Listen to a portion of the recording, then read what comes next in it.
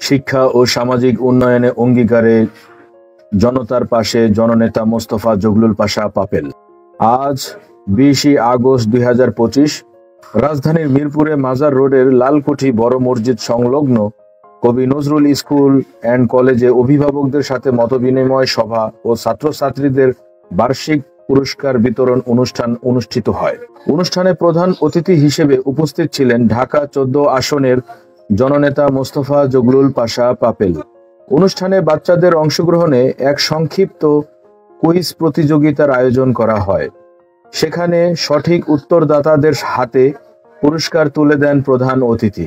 পুরো অনুষ্ঠান জুড়ে অভিভাবকবৃন্দ, এলাকাবাসী ও শিক্ষার্থীদের উপস্থিতিতে এক মনোমুগ্ধকর পরিবেশের সৃষ্টি হয়। এই সময় প্রধান শিক্ষক জনাব ফিরোজ কিবরিয়া বলেন, আমাদের অভিভাবক প্রতিনিধি সম্মেলন ও পুরস্কার বিতরণ অনুষ্ঠানে জননেতা মোস্তফা জগলুল পাশা পাপেল ভাই উপস্থিত হওয়ায় আমরা কৃতজ্ঞ। অত্র এলাকার সকল ভাই বোন আজ এখানে এসে খুশি হয়েছেন। আমরা বিশ্বাস করি পাপেল সাহেব ঢাকা 14 আসনের এমপি হওয়ার যোগ্য। তিনি একজন সৎ ও উন্নয়নমুখী মানুষ। ইতিমধ্যেই এলাকার উন্নয়নমূলক কাজ করছেন, ভবিষ্যতেও তিনি আরো উন্নয়ন করবেন বলে আমি আশাবাদী। অনুষ্ঠান শেষে দেশনেতা তারেক রহমানের 31 দফা বাস্তবায়নের লক্ষ্যে লিফলেট বিতরণ কর্মসূচি পালন করা হয়।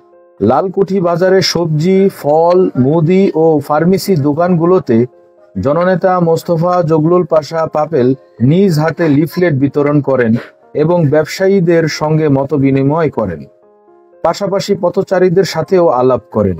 এলাকাবাসীরা স্বতঃস্ফূর্তভাবে তার সাথে মতবিনিময় করেন এবং আগামী নির্বাচনে তাকে ঢাকা 14 আসনের অভিভাবক হিসেবে দেখতে চাওয়ার প্রত্যাশা ব্যক্ত করেন।